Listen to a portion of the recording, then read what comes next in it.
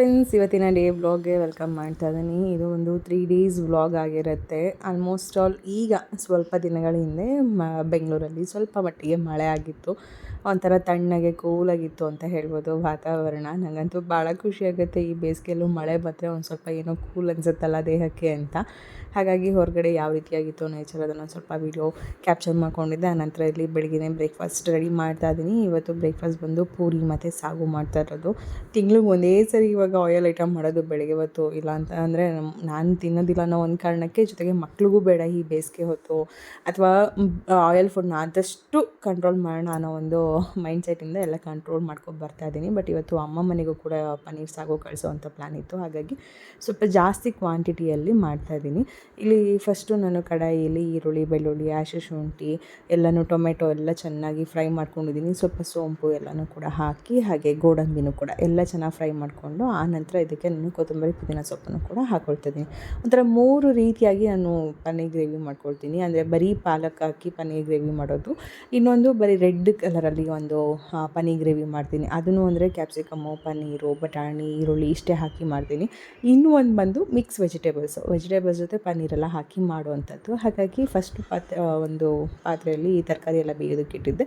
ಇನ್ನೊಂದು ಕಡಾಯಿಲಿ ಈರುಳ್ಳಿ, ಕ್ಯಾಪ್ಸಿಕಮ್ಮು, ಹಾಗೆ ಬಟಾಣಿ, ಪನ್ನೀರು ಇದಿಷ್ಟನ್ನು ಕೂಡ ಸಪ್ರೇಟು ಫ್ರೈ ಮಾಡ್ಕೊಳ್ತಾ ಇದ್ದೆ. ಜೊತೆಗೆ ಇನ್ನೊಂದು ಕಡಾಯಿಲಿ ನಾನು ಆಲ್ರೆಡಿ ಹುರಿದಿಟ್ಟಿರುವಂತಹ ಏನು ಈರುಳ್ಳಿ, ಬೆಳ್ಳುಳ್ಳಿ ಎಲ್ಲ ಇತ್ತು, ಅದನ್ನು ಪೇಸ್ಟ್ ಮಾಡಿ ಹಾಕ್ಕೊಂಡಿದ್ದನ್ನು ಇವಾಗ ಒಗ್ಗರಣೆ ಹಾಕ್ಕೊಳ್ತಾ ಇದ್ದೀನಿ. ಮೊದಲೇ ನಾವು ಈರುಳ್ಳಿ, ಬೆಳ್ಳುಳ್ಳಿ, ಶುಂಠಿ, ಹಾಗೆ ಟೊಮೆಟೊ, ಗೋಡಂಬಿ ಎಲ್ಲ ಹಾಕಿ ಚೆನ್ನಾಗಿ ಫ್ರೈ ಮಾಡ್ಕೊಂಡಿರೋದ್ರಿಂದ ಎಣ್ಣೆ ಹಾಕಿ ತುಂಬ ಹೊತ್ತು ಹುರಿಬೇಕು ಅನ್ನೋದೇನಿರೋದಿಲ್ಲ. ಜಸ್ಟ್ ಒಂದು ಸ್ವಲ್ಪ ಹೊತ್ತು ಫ್ರೈ ಮಾಡಿಕೊಂಡ್ರೆ ಸಾಕು. ಆನಂತರ ಇದಕ್ಕೆ ನಾನು ಇಲ್ಲಿ ಧನಿಯಾ ಪುಡಿ ಹಾಗೆ ಗರಂ ಮಸಾಲ ಪುಡಿ ಎರಡೂ ಕೂಡ ಒಂದು ಅರ್ಧ ಸ್ಪೂನಷ್ಟು ಬಳಸ್ತಾ ಇದ್ದೀನಿ.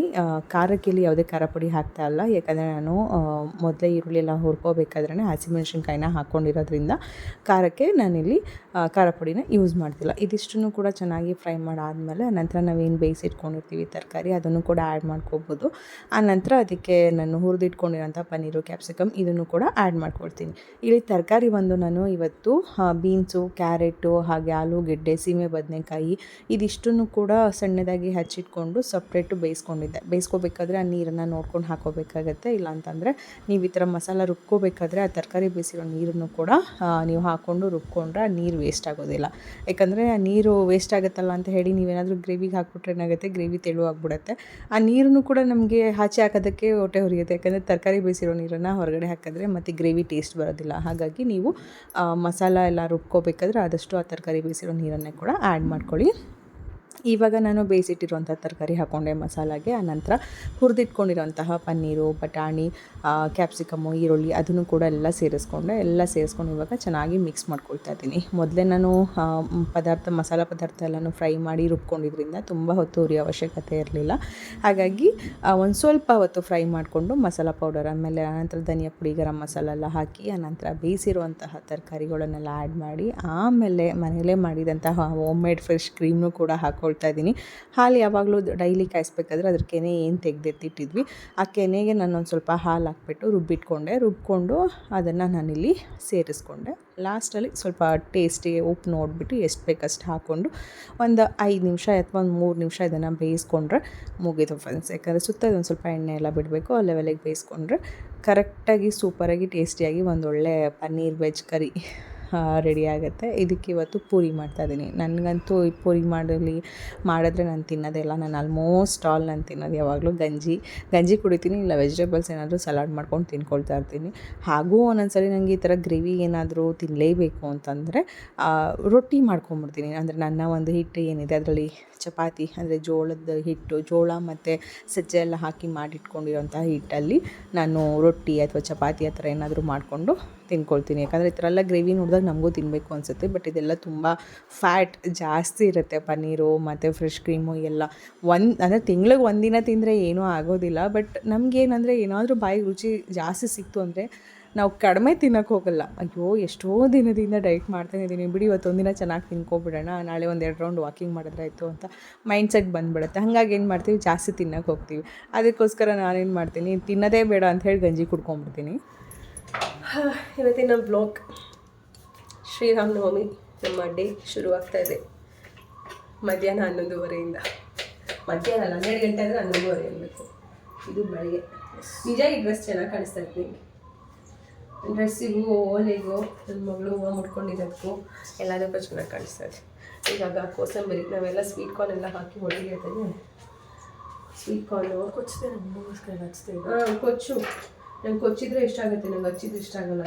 ಕೊಚ್ಚಕ್ಕಿದೆ ಸರ್. ಹಿಂಗೆ ಇಟ್ಕೊಂಡು ಪಚ ಪಚ ಪಚ ಅಂತ ಹಿಂಗೆ ಹಚ್ಚೋದೇ ಮಾಡಿ. ಹಾಂ ಹಿಂಗೆ ಕೊಚ್ಚಿದ್ರೆ ನಂಗೆ ಇಷ್ಟ ತಿನ್ನೋಕ್ಕೆ. ಚಾಕು ದೊಡ್ಡದು ತಗೋ, ಅವಾಗ ಈಸಿ, ಚಿಕ್ಕ ಚಾಕುಗಿಂತ. ಎಲ್ಲ ರೆಡಿ ಆಗ್ತಾಯಿದೆ. ಎಲ್ಲ ನನ್ನ ಮಗಳೇ ಮಾಡ್ಕೊತಾ ಇದ್ದಾರೆ 1 by 1. ಒಂದಷ್ಟು ಹೂವು ಮುಡಿಸಿಲ್ಲ ಫೋಟೋಗೆ, ನಾನು ಮುಡ್ಸೋಕ್ಕೆ ಹೋಗ್ತೀನಿ. ಯಾವ ಫೋಟೋ ಮುಡಿಸಿಲ್ಲ? ತಾತಂಗೂ ದೊಡ್ಡಪ್ಪಂಗೂ ಹೂವನೇ ಮುಡಿಸಿಲ್ಲ. ಈಗ ಅದಕ್ಕೆ ನಾನು ಹೂವು ಮುಡ್ಸೋಕ್ಕೆ ಹೋಗ್ತೀನಿ. ಈಗೆಲ್ಲ ಫ್ರೆಶ್ ಅಪ್ ಆಗಿ ಬಂದ್ವಿ. ನನ್ನ ಮಗ ಇವತ್ತು ತಿಂಡಿನೂ ತಿಂದಿಲ್ಲ, ರೋಡಲ್ಲಿ ಕುಣಿತಾ ನಿಂತಿದ್ದಾನೆ. ಇಷ್ಟೊತ್ತಾದರೂ ಮನೆಗೂ ಬಂದಿಲ್ಲ ಇನ್ನೂ. ಕರ್ದಪ್ಪ ಕೇಳಿಸ್ಕೊತಾನೆ ಯಾರನ್ನು. ಹೊಟ್ಟೆನೇ ಹಸಿತಲ್ಲ ನನ್ನ ಮಗ. ನೀನು ಬೇಸಿಗೆ ಬಂದರೆ ನನ್ನ ಮಗ ಸಣ್ಣ ಆಗೋಗ್ತಾನೆ. ಬಿಡು ಓಲಿ ಬಾ, ಪೂಜೆ ಮಾಡಿ ಬಾ. ಎಲ್ಲ ರೆಡಿ ಮಾಡಿಕೊಂಡು ಪೂಜೆ ಮಾಡೋ ಟೈಮಿಗೆ ಫೋನ್ ಮತ್ತು ಕರಿಯೋಣ. ಒಂದೇ ಸರಿ ಬಂದು ಪೂಜೆ ಮಾಡಿಲ್ಲ. ಅದೇ ಸ್ನಾನ ಮಾಡಿಬಿಟ್ಟು ಪೂಜೆ ಮಾಡಿ ಪಾನಕ ಮಜ್ಜಿಗೆ ಕೋಸಂಬರಿ ಎಲ್ಲ ತಿಂದು ಆಲ್ರೆಡಿ ಒಂದು ಟ್ರಿಪ್ ಆಗಿರುತ್ತೆ ನನ್ನ ಪ್ರಕಾರ. ಹಾಂ, ಸಣ್ಣ ಆಗೋಗ್ತಾನೆ. ಅವನು ರಜಾ ಬಂತಂದರೆ ಸಣ್ಣ ಆಗ್ಬಿಡ್ತಾನೆ. ಟೈಮ್ ಕಟ್ಟಾಗಿ ಊಟ ಮಾಡಲ್ಲ, ತಿಂಡಿ ಮಾಡಲ್ಲ, ಬರೀ ಕುಣಿಯೋದು ಕುಣಿಯೋದು ಕುಣಿಯೋದು. ಅದು ಬಿಸಿಲಲ್ಲಿ ಫುಲ್ ಕರ್ಗೂ ಆಗೋಯ್ತಾನೆ, ಜೊತೆಗೆ ಸಣ್ಣನೂ ಆಗೋಯ್ತಾನೆ. ಏನೋ ತಿಂದೆ. ಅವನೇ ಹಾಕ್ತೀರಾ? ಇಲ್ಲಪ್ಪ, ಬರೀ ಇಷ್ಟೇ. ಜಾಸ್ತಿ ಅನ್ಸೋದು ಸಾಕು ಬಿಡು ಅಷ್ಟೇ. ಅನ್ನೋದು ಹೇಗೆ ಇಟ್ಕೊಳ್ಳೋದು ಇಟ್ಕೊಂಡು ನನ್ನ ಮಕ್ಕಳಿಗೆ ಎಲ್ಲ ಟ್ರೈನಿಂಗ್ ಕೊಡ್ತಾ ಇದ್ದೀನಿ. ಫಸ್ಟ್ ಏನೇನೆಲ್ಲ ಅಡುಗೆ ಮಾಡಬೇಕು, ಹೇಗೆ ಮಾಡಬೇಕು ಅಂತ. ಒಬ್ಬಟ್ಟಿನ ಹೂರಣ ಇದೆ, ಇವತ್ತು ಒಬ್ಬಟ್ಟು ತರೋಣ ಅಂತ ಅಂದ್ಕೊಂಡಿದ್ದೀನಿ. ಹಬ್ಬದಲ್ಲಿ ಮಾಡಿದ್ದು ಒಬ್ಬಟ್ಟಿನ ಹೂರಣ. ನಾನು ಒಬ್ಬಟ್ಟು ಹೆಂಗಿದೆ ಅಂತಲೂ ನಾನು ಟೇಸ್ಟ್ ಮಾಡಿಲ್ಲ. ಫೈನಲಿ ಇವತ್ತು ಒಂಚೂರು ನಿನ್ನೆಯಿಂದ ನನಗೆ ಬಾಯಿ ಟೇಸ್ಟ್ ಸಿಗ್ತದೆ. ಒಂಚೂರು ಉಪ್ಪು ಹಾಲು ಟೇಸ್ಟ್ ಕೊಡ್ತು. ಹಾಂ, ಇವತ್ತು ಹಾಲು ಟೇಸ್ಟ್ ಕೊಡ್ತು ಫೈನಲಿ. ಇದನ್ನು ಬಾಕ್ಸೇ ಓಪನ್ ಮಾಡೋಕ್ಕೈತಲ್ಲ, ಫ್ರಿಜ್ಜಲ್ಲಿ ಇಟ್ಟಿದ್ದು ಇದೆಲ್ಲ ಐಸ್ ಆಗೈತೆ. ಇದನ್ನು ಓವನಲ್ಲಿಟ್ಟು ಸ್ವಲ್ಪ ಬಿಸಿ ಮಾಡಿ ಆಮೇಲೆ ಮಾಡ್ತೀನಿ. ಹಾಗಾಗಿ ದೇವ್ರ ಮುಂದೆ ಇಟ್ಟಿದ್ದೀವಿ. ಹೂರ್ಣಗಳನ್ನೂ ಹಾಗೆ ಎಲ್ಲ ಫುಲ್ ಮುಚ್ಚಿಬಿಡೋದಿಗೆ ಫ್ರಿಜ್ಜಿಗೆ ಇಟ್ಬಿಟ್ಟಿದ್ವಿ. ಇವತ್ತು ಒಬ್ಬಟ್ಟು ಮಾಡ್ಕೊಂಡು ತಿನ್ನೋಣ. ನಂಗೆ ಹಬ್ಬದ ದಿನ ಎಲ್ಲ ಒಬ್ಬಟ್ಟು ತಿಂದಿದ್ದು ಫೀಲೇ ಇಲ್ಲ. ಇನ್ನೂ ಹಬ್ಬದಲ್ಲಿ ಒಬ್ಬಟ್ಟು ತಿನ್ನೋಕ್ಕಾಗಲ್ಲ ಅಂತ ಮೊದಲೇ ದೇವ್ರಿಗೆ ಗೊತ್ತಿತ್ತು ಅನ್ಸುತ್ತೆ. ಅದಕ್ಕೆ ಹಬ್ಬಕ್ಕೆ ಮುಂಚೆನೇ 2 ಸರಿ ಒಬ್ಬಟ್ಟು ಮಾಡಿ ತಿಂದ್ಬಿಟ್ಟಿದ್ದೀನಿ ನಾನು, ಅಲ್ವಾ? ಯಾವ ವರ್ಷ ಹಿಂಗೆ ಹಬ್ಬದ ಮುಂಚೆ ನಾನು ಒಬ್ಬಟ್ಟೆ ಮಾಡ್ತಾ ಇರಲಿಲ್ಲ. ಬಟ್ ಮಾಡ್ತಿದ್ದೀನಿ ಅಂದರೆ ಹಬ್ಬದಿಂದ ತಿನ್ನೋಕೆ ಆಗಲ್ಲ, ಈ ಥರ ಆಗುತ್ತೆ ಅಂತ ಗೊತ್ತಿತ್ತು ಅನ್ಸುತ್ತೆ ದೇವರಿಗೆ. ಅದಕ್ಕೆ ಮೊದಲೇ ಮಾಡಿ ತಿಂದ್ಬಿಡು ಅಂದ್ಬಿಟ್ಟು ಹಬ್ಬದ ದಿನ ಏನು ತಿಂದರೂ ರುಚಿ ಇಲ್ಲ, ತಿಂತಾ ಇದ್ದೀನಿ ಅಷ್ಟೇ. ಏನು ತಿಂತಾ ಇದ್ದೀನಿ ಅಂತಲೇ ಗೊತ್ತಾಗ್ತಾ ಇರಲಿಲ್ಲ. ಓಕೆ, ಇವಾಗ ಎಲ್ಲ ರೆಡಿ ಆಗ್ತಾ ಇದೆ. ಇನ್ನೇನು ಮಾಡ್ತಾ ಇದ್ದಾರೆ ಆಯ್ತಾ ನೋಡೋಣ. ಫೈನಲಿ ನನ್ನ ಮಗಳು ಮಲ್ಲಿಗೆ ಹೋಗ್ಬಿಟ್ಟವಳೆ. ಅವರಪ್ಪ ತಂದವ್ರ ಮಲ್ಲಿಗೆ ಹೂವು, ಅದಕ್ಕೆ ಡ್ರೆಸ್ಸಿಂಗ್ ಮ್ಯಾಚ್ ಆಗುತ್ತೆ ಅಂತ. ಸ್ವೀಟ್ ಕಾರ್ನ್, ಕ್ಯಾರೆಟ್ ತುರಿದು ಹಾಕ್ಬಿಡು ಒಂಚೂರು. ಹಂಗೆ ಹೆಸರು ಬೇಳೆ, ಸ್ವೀಟ್ ಕಾರ್ನು, ಕೋಸಂಬರಿ ಎಲ್ಲ ಕೆಳಗೆ ಸೇರ್ಕೊಂಬಿಟ್ಟಿದೆ. ಒಂಚೂರು ಕ್ಯಾರೆಟು ತುರಿದು ಹಾಕು ಆಯಿತಾ. ಆ್ಯಂಡ್ ಕರ್ಬೂಜ ಹಣ್ಣು. ಮಗಳೂ ಹೋಗಿ ತಗೊಬಂದಿರೋದು, ಅನಂತರ ಅವ್ರ ಅಪ್ಪನೂ ಹೋಗಿ ತಗೊಬಂದಿರೋದು. ಅಪ್ಪ ತಂದಿರೋ ಸ್ವಲ್ಪ ಅಣ್ಣ. ಹಾಂ, ನಾಳೆ ಮಾಡಿ ನಿಮ್ಮ ಅಪ್ಪ ತಂದಿರೋದು. ಇದು ಕಾಯಿ ನೀನು ತಂದಿರೋದು ಒಂದು. ಅಣ್ಣ ಇರೋದು ತರಬೇಕು ತಾನೆ. ನಾನು ಹೇಳಿದ್ದೀನಿ ಎಲ್ಲೋ ಕಲರ್ ನೋಡ್ಕೊಂಡು ತರಬೇಕು ಅಂತ. ನಿಮ್ಮಪ್ಪ ಬಾಳೆಹಣ್ಣು ಫುಲ್ ಕಾಯಿ ತಂದವ್ರೆ. ಬಾಳೆಹಣ್ಣು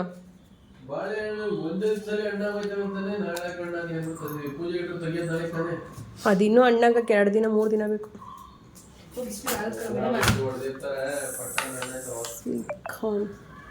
ಬಾಳೆಹಣ್ಣು ನಾನು ಅಂತಾರೆ, ಏನೇನು ನೀವು ತರದೆ ನಾವ ತಂದ್ವಿ. ಆ್ಯಂಡ್ ಹೂವು ಪಾಪ ನಿಂಬೆಹಣ್ಣು ಹಾಕ್ದ ಎಲ್ಲ ಮುಳುಗೋಯ್ತವೆ. ತೇಲಂತದ್ದು ನೋಡಿ ಹಾಕ್ಬೇಕಿದ್ದು. ಯಾಕೋ ಎಲ್ಲ ನಿಂಬೆಹಣ್ಣು ಮುಳುಗ್ತಾ ಇದ್ದಾವೆ ಫುಲ್ಲು. ಆ್ಯಂಡ್ ಹೂವು ಇದೆಲ್ಲ ಏನು ನೋಡ್ತಾ ಇದ್ದೀರಾ, ಇದು ಕಂಪ್ಲೀಟ್ ನನ್ನ ಮೆಡಿಸಿನ್ಸ್. ಇದೆಲ್ಲ ಫುಲ್ಲು ಮೈ ಮೆಡಿಸಿನ್. ಈ ಲೆವೆಲಿಗೆ ಮಾತ್ರೆಗಳು ನೋಡ್ತಾ ಇದ್ದೀನಿ. ಆ್ಯಂಡ್ ನೆಬ್ರಾಯ್ಸೇಷನ್ ತೊಗೊಳ್ತಾ ಇದ್ದೀನಿ ನಾನು ಕೂಡ. ಈಗ ನೆನ್ನೆ ಬಿಸಿಬೇಳೆ ಬಾತ್ ಮಾಡಿದ್ದೆ, 2 ಪ್ಯಾಕೆಟ್ ಖಾರ ಬುಂದಿ ತರಿಸಿದೆ, ಒಂದೇ ಖಾಲಿಯಾಗಿತ್ತು. ಈಗ ಪಟ ಅಂತ ನನ್ನ ಮಗಳು ಬ್ಯಾಲೆನ್ಸ್ ಇಟ್ಟಿರೋ ಹೂವನ್ನೆಲ್ಲ ಓಡಿಸಿ ಖಾಲಿ ಮಾಡ್ತೀನಿ. ಹಾಗೆ ನನಗೆ ಲಾಸ್ಟ್ ಬ್ಲಾಗಲ್ಲಿ ಒಬ್ಬರು ಕಮೆಂಟ್ ಹಾಕಿದ್ರಿ, ಅಂದರೆ ನಿಮ್ಮ ಮನೇಲಿ ನಿಮ್ಮ ಮಕ್ಕಳು ಜಗಳ ಆಡೋದಿಲ್ವಾ ಅಂತ ಹೇಳಿ, ಅಥವಾ ನಮ್ಮ ಮನೇಲಿ ಜಗಳ ಆಡ್ತಾರೆ ಯಾವ ರೀತಿ ಕಂಟ್ರೋಲ್ ಮಾಡಬೇಕು ಅಂತ ಗೊತ್ತಾಗೋದಿಲ್ಲ ಅಂತ. ನಮ್ಮ ಮನೇಲಿ ನನ್ನ ಮಕ್ಕಳು ಜಗಳ ಆಡಿದ್ದು, ಕೋಪ ಮಾಡ್ಕೋತಿದ್ದಿದ್ದು ಯಾವಾಗ ಅಂದರೆ ನಮ್ಮ ಚಿಂಟು ಹುಟ್ಟಿದಾಗ. ನಮ್ಮ ಚಿಂಟು ಹುಟ್ಟಿದಾಗ 1 ವರ್ಷ ಏನಿದೆ ಆ 1 ವರ್ಷ ನಾವು ಅವಳನ್ನು ಕಂಟ್ರೋಲ್ ಮಾಡೋದು ತುಂಬ ಕಷ್ಟ ಆಗ್ತಾಯಿತ್ತು. ನಮ್ಮ ಮಗುನ ಎತ್ಕೊಂಡ್ರೆ ಅವಳು ಕೋಪ ಮಾಡ್ಕೊತಾ ಇದ್ಲು, ಸಿಡುಕ್ತಾ ಇದ್ಲು. ಅವ್ರ ಅಪ್ಪನ ಹತ್ರ ಅವಳು ಮಾತ್ರ ಇರಬೇಕು ಅನ್ನೋದಿತ್ತು. ಚಿಂಟು ಅವ್ರ ಅಪ್ಪನ ಹತ್ರ ಹೋದರೆ ಇಷ್ಟಪಡ್ತಾ ಇರಲಿಲ್ಲ, ಎತ್ಕೊಂಡ್ರೆ ಇಷ್ಟಪಡ್ತಾ ಇರಲಿಲ್ಲ. ಆ ಒಂದು ಬಿಹೇವಿಯರ್ ಎಲ್ಲ ಮಕ್ಳಿಗೂ ಆಲ್ಮೋಸ್ಟ್ ಎಲ್ಲ ಪ್ರತಿಯೊಬ್ಬರು ಮಕ್ಳಿಗೂ ಬರುತ್ತೆ ಅನಿಸುತ್ತೆ. ಯಾಕಂದರೆ ಒಂದೇ ಮಗು ಇದ್ದು ಇನ್ನೊಂದು ಮಗು ಬಂದಾಗ ಮಗುನ ನಾವು ಎತ್ಕೊಂಡು ಮುದ್ದಾಡಬೇಕಾದ್ರೆ ಇಡೀ ಮನೆ ಜನ ಎಲ್ಲ ಮಗು ಮುಂದೆನೇ ಇರಬೇಕಾದ್ರೆ ಎಲ್ಲೋ ಮೊದಲನೇ ಮಗುಗೆ ಒಂದು ಫೀಲ್ ಬಂದೇ ಬರುತ್ತೆ, ಕೋಪ ಬರುತ್ತೆ. ಆವಾಗ ಜಗಳ ಆಡೋವಂಥದ್ದು, ಅಯ್ಯೋ ಈ ಮಗು ಅನ್ನೋದು ಕೋಪ ಬರುವಂಥದ್ದು ಸಹಜ ಇರುತ್ತೆ. ಬಟ್ ದಿನ ಕಳೆದ ಹಾಗೆ ನಾವು ನಮ್ಮ ಮಕ್ಕಳನ್ನ ಹೇಗೆ ಅದನ್ನು ಅರ್ಥ ಮಾಡಿಸ್ತೀವಿ, ಯಾವ ರೀತಿಯಾಗಿ ಅವರನ್ನು ನಾವು ಅದನ್ನು ಕಂಟ್ರೋಲ್ ಮಾಡ್ತೀವಿ, ಮತ್ತು ಇಬ್ಬರೂ ಕೂಡ ನಾವು ಹೇಗೆ ಮ್ಯಾನೇಜ್ ಮಾಡ್ತೀವಿ ಅನ್ನೋದ್ರ ಮೇಲೆ ನಮ್ಮ ಮಕ್ಕಳು ಬೆಳೀತಾ ಹೊಂದಾಣಿಕೆಯಿಂದ ಹೋಗ್ತಾರೆ ಅನ್ನೋದು ನನ್ನ ಅನಿಸಿಕೆ. ಯಾಕಂದರೆ ನಮ್ಮ ಮನೇಲೂ ಕೂಡ ನಾನು ಹೇಳಿದಾಗೆ ಸ್ಟಾರ್ಟಿಂಗ್ ಮಗು ಹುಟ್ಟಿದಾಗ 1 ವರ್ಷ ಸೇಮ್ ಇತ್ತು. ಯಾಕಂದರೆ ಚಿಂಟು ಹುಟ್ಟಿದಾಗ ಇಬ್ಬರಿಗೂ 4 ವರ್ಷ ಡಿಫ್ರೆನ್ಸ್ ಇದೆ.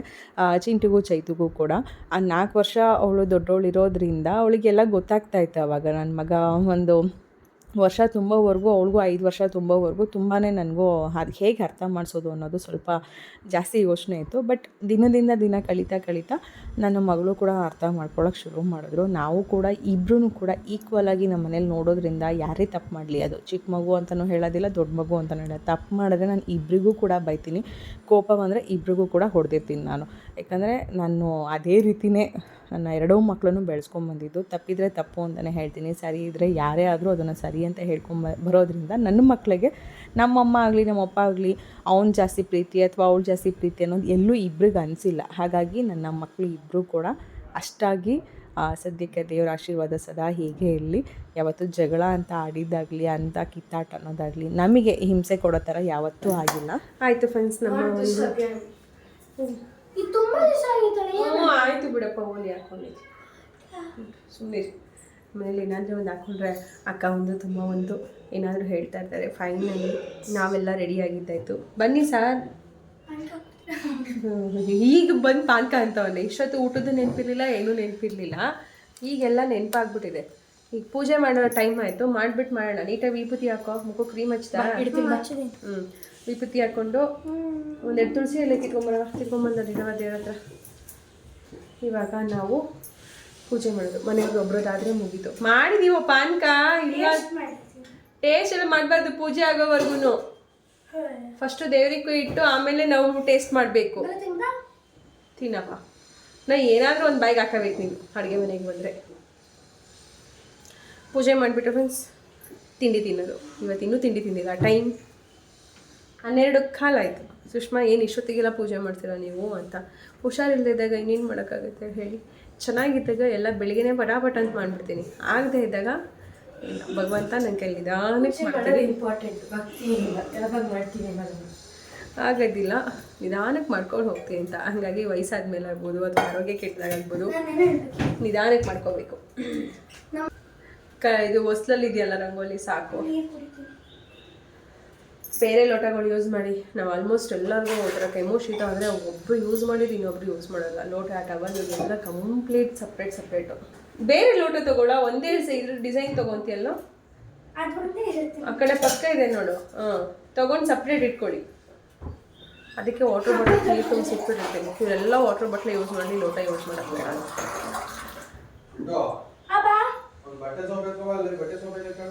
ನಿಮ್ಮ ಅಪ್ಪ ಈ ಕಾಲಕ್ಕೆ ಬರೋಲ್ಲ, ನಾವೇ ಪೂಜೆ ಮಾಡೋದು. ಪೂಜೆ ಮಾಡೋಕ್ಕಾಯ್ತಾಗಿರಿ. ನಮ್ಮನೆ ಪುರೋಹಿತರು ಇವರೇ ಫ್ರೆಂಡ್ಸ್, ಇವರೇ ಪೂಜೆ ಮಾಡೋದು. ಎಲ್ಲ ರೆಡಿ ಮಾಡೋದು ನಾವು.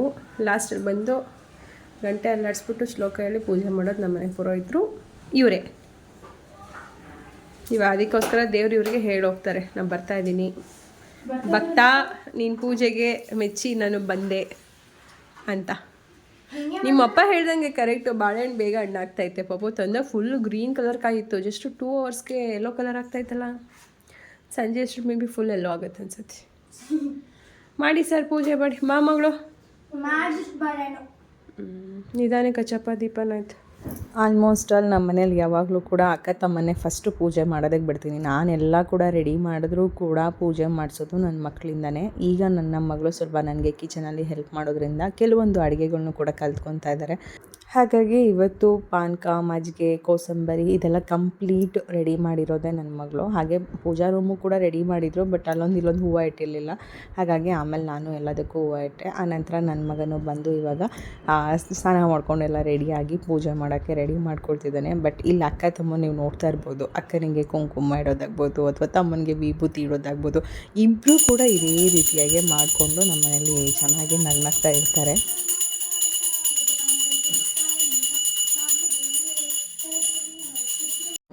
ಹೀಗೆ ಸಿಂಪಲ್ಲಾಗಿ ಈ ವರ್ಷ ರಾಮನವಮಿ ಪೂಜೆನ ನಮ್ಮ ಮನೇಲಿ ಮುಗಿಸಿದ್ವಿ. ಇನ್ನೇನು ಬೆಳಗ್ಗೆನೇ ಪೂಜೆ ಮಾಡಬೇಕಾಗಿತ್ತು, ಬಟ್ ನನ್ನ ಕೈಲಿ ಆಗದೆ ಇರೋ ಕಾರಣಕ್ಕೆ ಲೇಟಾಗಿ ಪೂಜೆನ ಶುರು ಮಾಡಿದ್ದು. ಆನಂತರ ಇವಾಗ ನನ್ನ ಮಗಳು ಮಾಡಿರೋಂಥ ಪಾನಕ ಮಜ್ಜಿಗೆನ ಟೇಸ್ಟ್ ಮಾಡ್ತಾಯಿದ್ದೀವಿ. ಚಿಂಟು ಆಲ್ಮೋಸ್ಟ್ ನಮ್ಮ ಏರಿಯಾದಲ್ಲಿ ರಾಮನವಮಿ ಮಾಡೋದ್ರಿಂದ ನಮಗೆ ಸ್ವಲ್ಪನೇ ಕೊಡಿ ಪಾನಕ ಸಾಕು, ಯಾಕಂದ್ರೆ ನಾನು ಮತ್ತೆ ಅಲ್ಲಿ ಹೋಗ್ತೀನಿ, ಫ್ರೆಂಡ್ಸು ನಾವೆಲ್ಲ ಹೋಗಿ ಅಲ್ಲಿ ಕುಡ್ಕೊಂಬರ್ತೀವಿ ಅಂತ. ನಮ್ಮದು 4 ರೋಡು, ನಮ್ಮ ಒಂದು ಏರಿಯಾ ಹೇಳ್ತಾನೆ ಇರ್ತೀನಿ ಯಾವಾಗಲೂ, ನಮ್ಮದೇನು ತುಂಬ ದೊಡ್ಡ ಲೇಔಟ್ ಅಲ್ಲ, ನಮ್ಮದು ಒಂದು ಚಿಕ್ಕ ಲೇಔಟು, 4 ರೋಡ್ ಇರೋದು. ನಮ್ಮ 4 ರೋಡ್ ಇರೋದ್ರಿಂದ ಇಲ್ಲಿ ಏನೇ ಒಂದು ಫಂಕ್ಷನ್ ಆದರೂ ಕೂಡ ನಮಗೆ ಮೈಕಲ್ಲಿ ಅನೌನ್ಸ್ ಮಾಡ್ತಾರೆ, ಎಲ್ಲರೂ ಬಂದು ಸೇರಿ ಪೂಜೆ ಎಷ್ಟು ಗಂಟೆಗೆ ಶುರು ಆಗುತ್ತೆ, ಎಲ್ಲರೂ ಬನ್ನಿ ಅಂತ. ಹಾಗಾಗಿ ನಮ್ಮ ಮನೇಲಿ ನಮ್ಮ ಮಕ್ಕಳನ್ನು ಕೂಡ ನನಗೆ ಕಳ್ಸೋದಕ್ಕೆ ಧೈರ್ಯ, ಯಾಕಂದರೆ ಎಲ್ಲೇ ಹೋದರೂ ನಮ್ಮ ರೋಡ್ಗಳು ಡೆಡ್ ಎಂಡ್ ಇರೋದ್ರಿಂದ ನನ್ನ ಮಕ್ಕಳು, ಇದು ಮೇನ್ ರೋಡ್ ಅಲ್ಲ, ಒಳಗಡೆ ಇರೋದ್ರಿಂದ ಯಾವುದೋ ಅಂಥ ವೆಹಿಕಲ್ಸ್ ಬರುತ್ತೆ ಅಥವಾ ಬೇರೆ ಏನೋ ಫುಡ್ಡು ಅಲರ್ಜಿ ಆಗುತ್ತೆ ಆ ಥರದ್ದೆಲ್ಲ ಏನೂ ಇರೋದಿಲ್ಲ. ಇಲ್ಲೆಲ್ಲ ತುಂಬ ಸೇಫ್ಟಿ ಇರೋದ್ರಿಂದ ಒಂಥರ ಒಂದು ಕಮ್ಯುನಿಟಿ ಥರನೇ ಇದೆ ನಮ್ಮ ಏರಿಯಾ. ಹಾಗಾಗಿ ನನ್ನ ಮಕ್ಕಳನ್ನ ನಾನು ಇಲ್ಲಿ ಆಲ್ಮೋಸ್ಟ್ ಏನೇ ಒಂದು ಫಂಕ್ಷನ್ ಇದ್ದರೂ ಅನೌನ್ಸ್ ಮಾಡಿದ್ರು ನನ್ನ ಮಕ್ಕಳನ್ನ ಅಲ್ಲಿ ಕಳಿಸ್ತಾ ಇರ್ತೀನಿ. ನಮ್ಮ ಚಿಂಟು ತಿಂಡಿನೂ ತಿಂದೇ ಹೋಗೋಕ್ಕೆ ರೆಡಿ ಆಗ್ತಾಯಿದ್ದ. ನಾನು ಅದಕ್ಕೆ ಬೈದ್ಬಿಟ್ಟು ಫಸ್ಟು ಬಂದು ಒಂದು ಸ್ವಲ್ಪ ತಿಂಡಿ ಆದರೂ ತಿಂದು ಆಮೇಲೆ ಹೋಗು ಅಂತ ಹೇಳ್ತಾ ಇದ್ದೆ. ಅವ್ನು ಬರೀ ಪಾನಕ ಸಾಕು, ನಂಗೆ ಅಷ್ಟೇ ತಿಂದು ಹೋಗ್ತೀನಿ, ನಂಗೆ ತಿಂಡಿ ಎಲ್ಲ ಏನೂ ಬೇಡ ಅಂತ ಇದ್ದ. ಆಮೇಲೆ ಮತ್ತೆ ಕರೆದು ಚಪಾತಿ ಎಲ್ಲ ಮಾಡಿದ್ದೆ ನಾನು. ಅಂದರೆ ಬೆಳಗ್ಗೆನೇ ಚಪಾತಿ ಮಾಡಿ ಹಾಗಲಕಾಯಿ ಗೊಜ್ಜೆಲ್ಲ ಮಾಡಿ ರೆಡಿ ಮಾಡಿ ಇಟ್ಟಿದ್ವಿ. ಯಾಕಂದರೆ ಪೂರಿ ಎಲ್ಲ ಮಾಡಿದಾಗ ಹಿಟ್ಟು ಹೇಗೂ ಉಳಿದೇ ಇರುತ್ತೆ, ಅದೇ ಹಿಟ್ಟಲ್ಲೇ ನೆಕ್ಸ್ಟ್ ಡೇಗೆ ಚಪಾತಿ ಮಾಡಿಬಿಡೋದು, ಜೊತೆಗೆ ಹಾಗಲಕಾಯಿ ಗೊಜ್ಜು ಕೂಡ ಮಾಡೋದು ಅಂತ ಅಂದ್ಕೊಂಡು ಅದನ್ನು ಮಾಡಿದ್ದು. ಬೆಳಿಗ್ಗೆ ತಿಂಡಿ ತಿಂದೆಲ್ಲ ಆದಮೇಲೆ ಆಲ್ಮೋಸ್ಟ್ ತಿಂಡಿ ತಿನ್ನೋಷ್ಟರಲ್ಲೇ ನಮಗೆ ಮಧ್ಯಾಹ್ನ ಆಗೋಗಿತ್ತು. ಮತ್ತು ಪಾನಕ ಮಜ್ಜಿಗೆ ಎಲ್ಲ ಕುಡಿದು ಹೊಟ್ಟೆ ಫುಲ್ ಆಗಿತ್ತು. ಇನ್ನು ಬೆಳಗ್ಗೆ ನಾನು ತೆಗೆದಿಟ್ಟಿದ್ದಂಥ ಒಬ್ಬಟ್ಟಿನ ಹೂರಣ ಆಗಿತ್ತು. ಇದು ಯುಗಾದಿ ಹಬ್ಬದಲ್ಲಿ ಮಾಡಿದ್ದು. ನಾನು ನಿಜವಾಗ್ಲೂ ಬರೀ ಹೂರಣ ಮಾಡಿದೆ ಅಷ್ಟೇ, ಒಬ್ಬಟ್ಟು ಕೂಡ ಮಾಡಿರಲಿಲ್ಲ. ಹಾಗೆ ಫ್ರೀಝರಲ್ಲಿ ಇಟ್ಬಿಟ್ಟಿದೆ. ಐಸ್ ಆಗೋ ಕಡೆ ಇಟ್ಬಿಟ್ರೆ ಸುಮಾರು ನೀವು 1 ತಿಂಗಳಿಟ್ಟರು ಕೂಡ ಹಿಟ್ಟು ಹಾಳಾಗೋದಿಲ್ಲ, ತುಂಬ ಚೆನ್ನಾಗಿರುತ್ತೆ. ಹಾಗಾಗಿ ಫ್ರೀಝರಲ್ಲಿ ಇಟ್ಬಿಟ್ಟಿದೆ. ಅದಕ್ಕೇನು ಮಾಡಿದೆ, ರಾತ್ರಿ ಒಂದು ರಸಮ್ ಏನಾದರೂ ಮಾಡಿಬಿಟ್ಟು ಒಬ್ಬಟ್ಟು ಮಾಡಿಬಿಡೋಣ. ಇನ್ನೇನು ಅಡುಗೆ ಊಟ ತಿನ್ನಬೇಕು ಅಂತ ನಮಗೂ ಅನ್ನಿಸ್ತಿರ್ಲಿಲ್ಲ. ನನಗಂತೂ ಈಗ ಆಲ್ಮೋಸ್ಟ್ ಒಂದು 15 ಡೇಸ್ ಆಯಿತು ಅಡುಗೆ ಮನೆಗೆ ಬರೋದಕ್ಕಾಗಲಿ ಕೆಲಸ ಮಾಡೋದಕ್ಕಾಗಲಿ ಇಂಟ್ರೆಸ್ಟೇ ಇರಲಿಲ್ಲ. ಒಂಥರ ಸುಸ್ತು ಫೀಲ್ ಆಗ್ತಾಯಿತ್ತು. ಜೊತೆಗೆ ಮೆಡಿಸಿನ್ಸು ಹೆವಿ ಇತ್ತು ನನಗೆ ತೊಗೊಳ್ಳೋ ಅಂಥದ್ದು. ಆ ಮೆಡಿಸಿನ್ಸ್ ಪವರ್ಗೂ ಅದಕ್ಕೂ ಒಂಥರ ತಲೆ ಸುತ್ತು ಬರೋದು ಅಥವಾ ಕೈಕಾಲೆಲ್ಲ ಜೋಮ್ ಹಿಡಿಯೋ ಥರ ಎಲ್ಲ ಫೀಲ್ ಆಗ್ತಾಯಿತ್ತು. ಅದಕ್ಕೆ ನಾನು ಜಾಸ್ತಿ ಹೊತ್ತು ನಿಲ್ಲೋದು, ಕೆಲಸ ಮಾಡೋದು, ಅಡುಗೆ ಮನೆಯಲ್ಲಿ ನಿಂತ್ಕೊಳ್ಳೋದು ಇದೆಲ್ಲ ಏನೂ ಮಾಡ್ತಾ ಇರಲಿಲ್ಲ. ಬಟ್ ತುಂಬ ದಿನ ಆಯ್ತಾ ಬಂತು, ಇನ್ನು ಹೂರಣ ಮಾಡಿಟ್ಟು ಹಾಳಾಗತ್ತಲ್ಲ, ಸ್ವಲ್ಪ ಮಾಡೋಣ ಇವತ್ತು ಅಂತಂದ್ಬಿಟ್ಟು ಜಾಸ್ತಿ ಒಬ್ಬಟ್ಟು ಅದು ತಟ್ಟಿಲ್ಲ, ಸ್ವಲ್ಪ ಹೂರಣ ಮಾಡಿದೆ. ಇನ್ನೂ ಒಂದು ಸ್ವಲ್ಪ ಹೂರಣನ ಹಾಗೆ ಎತ್ತಿಟ್ಟೆ, ಯಾಕಂದರೆ ಆಗಲಿಲ್ಲ ನನ್ನ ಕೈಲಿ ತಟ್ಟೋದಕ್ಕೆ. ಒಬ್ಬಟ್ಟಂದು ನಿಜವಾಗ್ಲೂ ಸಕ್ಕತ್ತಾಗಿ ಬಂದಿತ್ತು. ಆನಂತರ ನಾನು ಒಬ್ಬಟ್ಟಿಂದು ಯಾವ ರೀತಿಯಾಗಿ ನಮ್ಮ ಮನೇಲಿ ಮಾಡ್ಕೊಳ್ತೀನಿ ಅಂತ ನಾನು ವೀಡಿಯೋ ಶೇರ್ ಮಾಡಿದ್ದೆ. ಸುಮಾರು ಜನ ನನಗೆ ವಾಟ್ಸಪ್ಪಲ್ಲಿ ಮೆಸೇಜ್ ಮಾಡಿದ್ರಿ, ಅಕ್ಕ ತುಂಬ ಚೆನ್ನಾಗಿ ಒಬ್ಬಟ್ಟು ಬಂತು ಅಂತ ಹೇಳಿ. ನನಗಂತೂ ಕೇಳಿ ತುಂಬ ಖುಷಿಯಾಯಿತು, ಯಾಕಂದರೆ ಇದೊಂದು ಈಸಿ ಮೆಥಡ್ ಅನಿಸುತ್ತೆ. ನಾನು ಹೂರಣ ಏನು ಪ್ರಿಪೇರ್ ಮಾಡ್ತೀನಿ ಅದು. ಆನಂತರ ಹಬ್ಬದ ಇದನ್ನು ನೆಕ್ಸ್ಟ್ ಡೇ, ರಾಮನವಮಿ ಆಗಿದ್ದು ನೆಕ್ಸ್ಟ್ ಡೇ ನಮ್ಮ ಮನೆಗೆ ಅತಿಥಿಯ ಆಗಮನ ಆಗಿತ್ತು. ಯಾರು ಅಂತ ನೀವು ಕಳಿಸು ಆಚೆ. ಅದು ಕಾಲು ಕಟ್ಬಿಟ್ಟವ್ರು ಯಾರು, ಅದು ಕಣ್ಣು ಬೇರೆ ವೈಟ್ ಇದೆ. ಇಷ್ಟು ದೊಡ್ಡ ದಾರ ತೊಗೊಂಡು ಹೆಂಗೆ ಬಂತು ಒಳಗಿದು? ಅದೇ ಗೊತ್ತಿಲ್ಲ. ಎಷ್ಟು ಗುಂಟು ಮುಖ್ಯ ಅದೇ ಇಷ್ಟು ದೊಡ್ಡ ದಾರ ಹಾಕ್ಕೊಂಡು ಇಲ್ಲಿವರೆಗೂ ದಾರ ಐತಿದು. ಅಲ್ಲಿ ಅಕ್ಕಿ ಹಿಡಿ ಕೆಳಗಡೆ ಬೆಳಗ್ಗೆ ನಮ್ಮ ಮನೆಗೆ ಆಗಮನ. ಪಾರಿವಾಳ ಎಲ್ಲಿಂದ ಬಂತು, ಹೆಂಗೆ ಬಂತು? ಅದೇ ಹೇಳಿದ್ದು, ಎಲ್ಲ ಕ್ಲೋಸ್ ಮಾಡಿದ್ದೀವಿ. ಮೇನ್ ಡೋರ್ ಇದ್ದರೆ ಏನೋ ಅನ್ಬೋದು, ಬಟ್ ಮೇನ್ ಡೋರ್ ಇಲ್ಲ. ನೋಡಿ ಯಾರೋ ದಾರ ಕಟ್ಟಿದ್ದಾರೆ ಪಕ್ಷಿಗಳಿಗೆ, ಎಷ್ಟು ದೊಡ್ಡದಾಗಿ ಕಟ್ಟಿದ್ದಾರೆ. ಇಲ್ಲಿಂದ ಬಂದಿರೋದಂತೆ. ನನಗೆ ಎಷ್ಟು ಆಗ್ತಾ ಕೊನೆಗೂ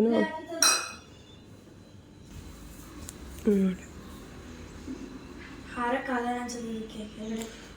ಅದು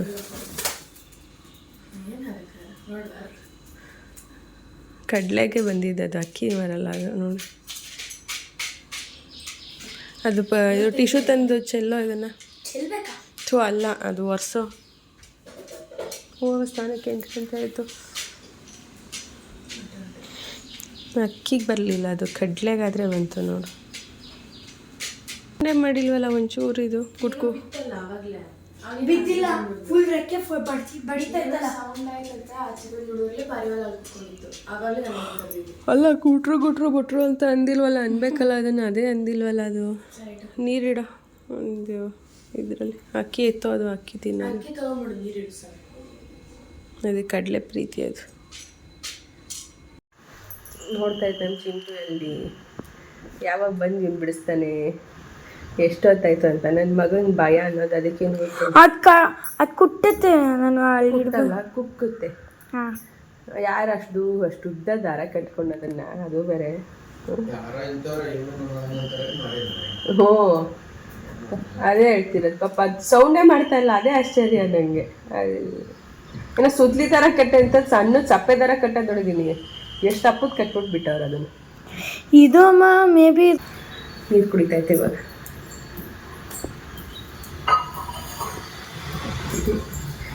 ಚಿಂಟು ಚಿಂಟು ಅನ್ಕೊಳ್ತಾ ಅಷ್ಟೇ. ಅವಾಗಲೇ ಸ್ಕ್ರೀನ್ಗೂ ಹಿಂಗೆ ನೋಡ್ತಾ ಇತ್ತು ಮೇಲೆ ತಲೆ ಹಾಕ್ಕೊಂಡು. ನಮ್ಮನೆಗಂತೂ ವರ್ಷಕ್ಕೆ ಒಂದು ಏನಾದರೂ ಈ ಥರ ಪ್ರಾಣಿ ಪಕ್ಷಿಗಳು ಬರ್ತಾನೆ ಇರ್ತವೆ. ಎಲ್ಲ ಕೋತಿ ಬರುತ್ತೆ, ಗಿಳಿ ಬರುತ್ತೆ, ಇಲ್ಲಾಂದರೆ ಬಾವಲಿ ಬ್ಯಾಟ್ ಅದು ಕೂಡ ಬಂದಿದೆ, ಪಾರಿವಾಳಗಳು ಬಂದಿದ್ದಾವೆ. ಈ ಥರ ಸುಮಾರು ಏನಾದರೂ ಒಂದು ಬರ್ತಾ ಇರ್ತವೆ, ಹೋಗ್ತಾ ಇರ್ತವೆ. ಬಟ್ ಈ ಸರಿ ನನಗೆ ಬೇಜಾರಾಗಿದ್ದೇನು ಅಂದರೆ, ಯಾರು ಈ ಥರ ಪಾರಿವಾಳಕ್ಕೆ ಕಾಲಿಗೆ ದಾರ ಕಟ್ಟಿದಾರೋ ಗೊತ್ತಿಲ್ಲ. ಇದು ನಾರ್ಮಲಾಗಿ ಎಲ್ಲ ಮನೆಗಳ ಹತ್ರನೂ ಓಡಾಡ್ತಾನೆ ಇರುತ್ತೆ. ಬಟ್ ಇಂಥ ಪಾರಿವಾಳನ ಹಿಡಿದು ಅದಕ್ಕೆ ಕಾಲಿಗೆ ದಾರ ಕಟ್ಟಿದ್ದಾರೆ. ಅದು ನನ್ನ ಮಗನಿಗೆ ಬಿಚ್ಚಕ್ಕೆ ಸ್ವಲ್ಪ ಭಯ ಆಗ್ತಾಯಿತ್ತು, ಅವ್ನ ಹತ್ರ ಹೋಗೋಕ್ಕೂ ಹೆದರ್ಕೊಳ್ತಾ ಇದ್ದ. ಆಮೇಲೆ ನಮ್ಮ ಮನೆಯವ್ರು ಮಲಗಿದ್ರು, ಅನಂತರ ಅವರು ಎದ್ದು ಬಂದು ಅದನ್ನೆಲ್ಲ ತೆಗೆದ್ರು. ನಾವು ಮನೆಗೆ ಬಂದಿದೆಯಲ್ಲ, ಅದು ಈ ಕಿಟಕಿಯಿಂದ ಬಂದಿದೆ, ನಾವೇನು ಮೇನ್ ಡೋರು ಓಪನ್ ಮಾಡಿರಲಿಲ್ಲ. ಈ ವಿಂಡೋಯಿಂದ ಅದು ಹೇಗೆ ಬಂತು ಒಳಗೆ ಬಂದು ಸೋಫಾ ಹತ್ರ ಕೂತಿದೆ ಅನ್ನೋದೇ ಗೊತ್ತಾಗಿಲ್ಲ. ಪಾಪ ಆ ಕಾಲಕ್ಕೆ ಕಟ್ಟಿರೋ ದಾರ ಅಪ್ಪಿ ತಪ್ಪಿ ಏನಾದರೂ ಯಾವುದಾದ್ರೂ ಮರದ ಕೊಂಬೆಗೋ ಅಥವಾ ಮುಳ್ಳಿನ ಗಿಡ ಯಾವುದಕ್ಕಾದರೂ ಅದು ಸಿಗಾಕೊಂಡಿದೆ. ಮೇ ಬಿ ಪಕ್ಷಿ ಸತ್ತೇ ಹೋಗ್ತಿತ್ತು ಅಂತ ನನ್ನ ಪ್ರಕಾರ. ಅದ್ರ ಜೀವ ಉಳಿಸೋ ನಮ್ಮ ಕೈಯಲ್ಲಿತ್ತೇನೋ, ಅದಕ್ಕೋಸ್ಕರ ನಮ್ಮ ಮನೆಗೆ ಬಂತೇನೋ ಗೊತ್ತಿಲ್ಲ.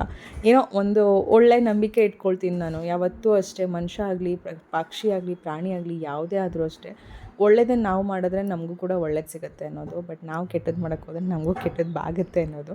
ಈ ಒಂದು ಪಾರಿವಾಳನ ನಾವು ಅದು ಕಾಲಿಂದ ದಾರ ತೆಗೆದ್ಮೇಲೆ ಹೊರಗಡೆ ಬಿಟ್ಟರೂ ಕೂಡ ಅದು ಹೊರಗೆ ಹೋಗ್ತಾ ಇರಲಿಲ್ಲ. ಕಿಟಕಿ ಹತ್ರ ಇಟ್ಟರೂ ಹೋಗ್ತಾ ಇಲ್ಲ, ಮೇನ್ ಡೋರ್ ತೆಗೆದ್ರೂ ಹೋಗ್ತಾ ಇಲ್ಲ, ಏನು ಮಾಡಿದ್ರೂ ಹೋಗ್ತಾ ಇರಲಿಲ್ಲ. ಕೊನೆಗೆ ನಾವೇ ಒಂದು ಸ್ವಲ್ಪ ಹೊತ್ತು ತೊಗೊಂಡೋಗಿ ಆಚೆ ಇಟ್ಟ ಮೇಲೆ ಅದು ಹಾರಿ ಹೋಯಿತು. ಓಕೆ ಫ್ರೆಂಡ್ಸ್, ಫೈನಲಿ ಕೆಲಸಗಳು ಎಷ್ಟು ಮಾಡಿದ್ರೂ ಮುಗೀತಾ ಇಲ್ಲ. ಈಗ ಟೈಮ್ ಬಂದು 3:40 ಆಯ್ತಾ ಬಂತು. ಇನ್ನೊಂದು ಅರ್ಧ ಗಂಟೆ ಮಕ್ಕಳು ಮನೆಗೆ ಬರ್ತಾರೆ. ಆದರೆ ನಾನು ಕೆಳಗಡೆ ಕೆಲ್ಸಕ್ಕೆ ಹೋಗ್ತಾಯಿದ್ದೀನಿ. ಬೆಳಗ್ಗೆಯಿಂದ ನಾನ್ ಸ್ಟಾಪ್ ಕೆಲಸ ಕುಡಿಸೋದು, ಒರೆಸೋದು, ಆಮೇಲೆ ಒಂದಷ್ಟು ಕೊರಿಯರ್ದು ರಿಪ್ಲೈ ಮಾಡೋದಿತ್ತು, ಪ್ಯಾಕಿಂಗ್ ಮಾಡೋದಿತ್ತು, ಎಲ್ಲ ಮಾಡಿ ಬಟ್ಟೆ ಒಣಗಾಕಿ ಬಟ್ಟೆ ಮಡ್ಚಿಡೋದಿದೆ. ನಮ್ಮ ಮನೇಲಿ ನೀವು ನೋಡಿದ್ರೆ ರೂಮಲ್ಲಿ ಇಲ್ಲಿಂದ ಅಲ್ಲಿ ಕಾಣಿಸ್ತಾ ಇದೆಯಾ ಇಲ್ಲ ಗೊತ್ತಿಲ್ಲ, ಸ್ಕ್ರೀನ್ ಕೆಳಗಡೆ ಫುಲ್ಲು ಒಂದು ಇಷ್ಟು ತುಂಬೋಗ್ಬಿಟ್ಟಿದೆ ಬಟ್ಟೆ ಮಡ್ಚಿಡೋದು. ಬರೀ ವಾಶ್ ಮಾಡಿ ಇಡೋದಾಗ್ತಾಯಿದೆ ಹೊರತು ನನಗೆ ಮಡ್ಚಿಡೋಕ್ಕೆ ಟೈಮೇ ಆಗ್ತಾ ಇಲ್ಲ. ಮಕ್ಳಿಗೆ ಹೇಳ್ಬಿಟ್ಟು ಇವತ್ತು ಮಡ್ಚಿಡಿಸ್ಬೇಕು. ಇವಾಗ ನನ್ನ ಕೆಲಸ ಕೆಳಗಡೆ ಇದೆ, ಕೆಳಗಡೆ ಹೊರಟಿದ್ದೀನಿ. ಇವತ್ತು fresh new batch milk mart prepare ಮಾಡ್ತಾಯಿದ್ದೀನಿ. ಡೈಲಿ ಮಾಡ್ತಾನೆ ಇರ್ತೀನಿ ಏನಾದರೂ ಒಂದು ಪ್ರಾಡಕ್ಟ್ನ. ಬಟ್ ನನಗೆ ವ್ಲಾಗ್ ಮಾಡ್ಕೊಂಡು ಕೂತ್ಕೊಳ್ಳೋ ಅಷ್ಟು ಟೈಮ್ ಇರಲ್ಲ. ವ್ಲಾಗ್ ಮಾಡ್ಕೊಂಡು ಕೂತ್ಕೊಂಡ್ರೆ ಟೈಮ್ ಆಗೇ ಹೋಗುತ್ತೆ. ಯಾರಾದರೂ ಒಬ್ಬರು ವೀಡಿಯೋ ಮಾಡ್ಕೊಡೋದಿದ್ದರೆ ಡೈಲಿ ಇನ್ಸ್ಟಾಗ್ರಾಮ್ಗೆ ಒಂದೊಂದು ಕಂಟೆಂಟ್ ಕೊಡ್ತಾಯಿರ್ತಾರೆ. ನಾನು ನಿಜವಾಗ್ಲೂ ಶಾರ್ಟ್ ವೀಡಿಯೋಸು ಅಷ್ಟು ಕೆಲಸ ಆಗುತ್ತೆ. ನನ್ನ ಒಂದು ಬಿಸ್ನೆಸ್ ಬಗ್ಗೆ ಒಂದು ಹೇಳ್ಕೊಳೋಕ್ಕೆ, ಒಂದು ಕ್ಲಾರಿಟಿ ಕೊಡೋದಕ್ಕೆ, ಅಥವಾ ನಾನು ಹೇಗೆಲ್ಲ ರೆಡಿ ಮಾಡ್ತಾಯಿರ್ತೀನಿ ಪ್ರತಿಯೊಂದು ವೀಡಿಯೋ ಮಾಡ್ಕೊಳ್ಳೋಕ್ಕೆ ತುಂಬ ಹೆಲ್ಪ್ ಆಗೋದು. ಯಾರ ಒಂದು ಹೆಲ್ಪರೂ ಇಲ್ಲ. ನನಗಿರೋದೇ ಹೆಲ್ಪಿಂಗ್ ಅಂದರೆ ವೀಡಿಯೋಗೆ ಈ ಒಂದು ಟ್ರೈಪಾಡ್, ಒಂದು ಸೆಲ್ಫಿ ಸ್ಟಿಕ್, ಎರಡು ಇಟ್ಕೊಂಡೆ ನಾನು ಕಂಪ್ಲೀಟ್ ನನ್ನ ವ್ಲಾಗ್ಸ್, ಇನ್ಸ್ಟಾಗ್ರಾಮ್ಗೆ ಶಾರ್ಟ್ ಮಿನಿ ವ್ಲಾಗ್ಸು ಎಲ್ಲನೂ ಕೂಡ ಮಾಡೋ ಅಂಥದ್ದು. ಹಾಗಾಗಿ ಕೆಲವೊಂದು ಟೈಮಲ್ಲಿ ಕೆಲಸ ಆಗಬೇಕು, ಕೊರಿಯರ್ ಪ್ಯಾಕ್ ಆಗಬೇಕು, ಕಳಿಸ್ಬೇಕು, ಅಡುಗೆ ಮಾಡಬೇಕು, ವೀಡಿಯೋ ಎಡಿಟಿಂಗ್ ಮಾಡಬೇಕು, ಎಲ್ಲ ಕೆಲಸಗಳ ಮಧ್ಯದಲ್ಲಿ ಈ ವ್ಲಾಗ್ ಮಾಡೋಕ್ಕೆ ಸ್ವಲ್ಪ ಹಿಂಸೆಗೆ ಹೋಗ್ಬಿಟ್ಟು ಮಾಡಿರಲ್ಲ. ಇವಾಗ ಕೆಳಗಡೆ ಹೋಗ್ತಾಯಿದ್ದೀನಿ. ಇವತ್ತು milk malt masala sambar powder ready ಮಾಡ್ಕೊಂಬಿಡೋಣ ಅಂತ. ಯಾಕಂದರೆ ಆರ್ಡರ್ಸ್ಗಳು ಬರ್ತಾಯಿದೆ. ಸ್ವಲ್ಪ ಫ್ರೆಶ್ಶಾಗಿ ಮಾಡಿ ಕಳಿಸಿದ್ರೆ ಅರೋಮಾ ಏನಿರುತ್ತೆ ಆ ಘಮ ಸ್ಮೆಲ್ ಅದು ನೋಡೇ ಎಲ್ಲರೂ ತುಂಬ ಇಷ್ಟಪಡೋರು. ಹಾಗಾಗಿ ಫ್ರೆಶ್ ಬ್ಯಾಚ್ ಈಗ ರೆಡಿ ಆಗ್ತಾಯಿದೆ. ಅದ್ರ ನೆಕ್ಸ್ಟು ಮಲ್ಟಿಗ್ರೇನ್ ಮಿಲೆಟ್ಸ್ ಮಾಲ್ಟ್ ಅದನ್ನು ಕೂಡ ಪ್ರಿಪೇರ್ ಮಾಡಬೇಕು. ಇನ್ನು ಒಂದು 2-3 kgs ಇದೆ ಅಷ್ಟೇ. ಮೇ ಬಿ ಅದು ನಾಳೆ ಅಷ್ಟರಲ್ಲೆಲ್ಲ ಖಾಲಿನೇ ಆಗೋಗ್ಬಿಡುತ್ತೆ.